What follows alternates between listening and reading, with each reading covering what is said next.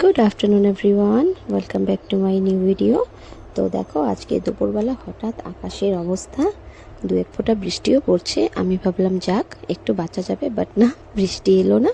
তো এদিকে আমার বাজারও চলে এসছে, মাছ ধোয়া হয়ে গেছে, রান্না বসিয়ে দিয়েছি, ভাত হয়ে গেছে। হঠাৎ ফোন আসলো যে ব্যাংক যেতে হবে এমার্জেন্সি। তো আর কি করব, শর্টকাটে রান্নাটা সেরে নিচ্ছি। এই যে মাছগুলো এখানে নিয়ে নিলাম, আর এই যে ভাজা কেটে রেখেছি, মানে ভাজার জন্য সবজি। এখানে তাড়াহুড়ো করে আমি সব রেডি করে নিচ্ছি। অ্যাকচুয়ালি দলের কাজ, তো 10 জনের যে গ্রুপগুলো হয় সেটার কাজ। তো এখনই যেতেই হবে, কিচ্ছু করার নেই। 1 ঘন্টার মধ্যে আমাকে রান্না করে ব্যাংক যেতে হবে। তাই তাড়াতাড়ি আগে ভাজাটা করে নিলাম, আর এখানে মাছ মাখিয়ে নিচ্ছি। নুন হলুদ দিয়ে মাছটাকে আগে সুন্দর করে মাখিয়ে নিচ্ছি। একদম হাতে সময় নেই গো, তার জন্য যা হোক তাড়াহুড়ো করে কিছু করে নিচ্ছি আর কি রান্নাটা। এখানে মাছ ভাজাও বসিয়ে দিলাম, মাছটাকে সুন্দর করে আগে একটু ভেজে নেব। যা গরম পড়েছে বাইরে, ভাবলাম বৃষ্টি হবে, কিন্তু বৃষ্টি আসলো না। এখানে মাছ ভাজা হতে হতে আমি কিন্তু সবজিও কেটে নিয়েছি।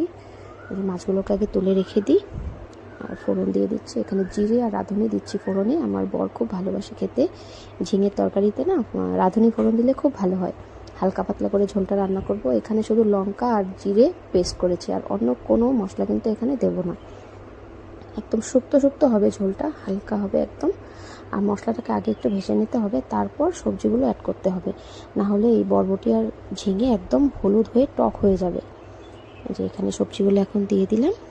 এবার বেশি ভাজা কিন্তু যাবে না, যাতে একটু সবুজ সবুজ থাকে, সেরকম করে ভাজলে খুব সুন্দর হয় রান্নাটা।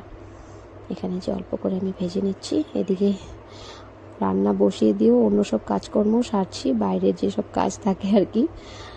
এই যে এখানে একটু অল্প করে ভেজে ঝোল দিয়ে দিলাম। ঝোলটা একটু বুঝে দিতে হবে, বেশি জাল করা যাবে না, তাহলে ওই যে একই টক হয়ে যাবে। ঝিঙের তরকারি একটু বেশি জাল হলেই টক হয়ে যায়। ঝোল ফুটে উঠেছে, মাছ দিয়ে দিলাম। এবার আর একটু সময় ফুটিয়ে নামিয়ে নেব। এই যে হয়ে গেছে, ঝোল ফুটে উঠেছে। এবার রান্নাটা নামিয়ে আমি আবার স্নান সেরে পুজো করে তারপর ব্যাংক যাব। এই যে হয়ে গেছে দেখো। এবার তাড়াতাড়ি করে সেরে আমি রেডি হয়ে বেরিয়ে পড়েছি। মেয়েকে বলছি তাড়াতাড়ি চল, সবাই ফোন করছে। তো আমি রোদের মধ্যে টোটোও পাচ্ছি না। থ্যাঙ্ক গড বর চলে এসছে। আমি ফোন করেছিলাম যে যদি পারে আমাকে একটু এসে যেন নিয়ে যায়। তো এসছে আমাকে একটু নিয়ে যেতে, আমি বেঁচে গেলাম। না হলে এই রোদের মধ্যে আমাকে হেঁটে হেঁটে যেতে হতো। দুপুর সময় তো সবাই হয়তো খেতে গিয়েছে, টোটোওয়ালাও কেউ নেই। তো এসে দেখি ব্যাংকে সবাই আমার জন্য অপেক্ষা করছে।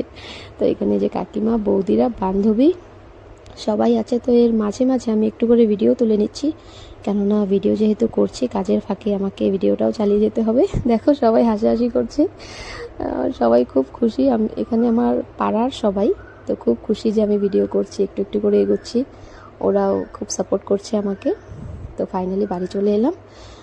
আগে ঘরে ঢুকে একটু ফ্যানের নিচে গিয়ে বসি। গরমে একদম দৌড়তে দৌড়তে আমার আজকে হাল শেষ। তো একটু বসে নিচ্ছি। মেয়েকে নিয়ে বর দোকানেই গেছে, তো একবারে ওরাও খেতে চলে আসবে। তো তো ফ্রেন্ডস, এই ভিডিওটা আমি এখানেই শেষ করছি। এখন আবার যাচ্ছি অন্য একটা কাজে। তো কোথায় যাচ্ছি এটা আবার অন্য কোনো ভিডিওতে শেয়ার করব। আজকের মতো এই ভিডিওটা এখানেই শেষ করছি। তোমরা ভালো থেকো, টাটা।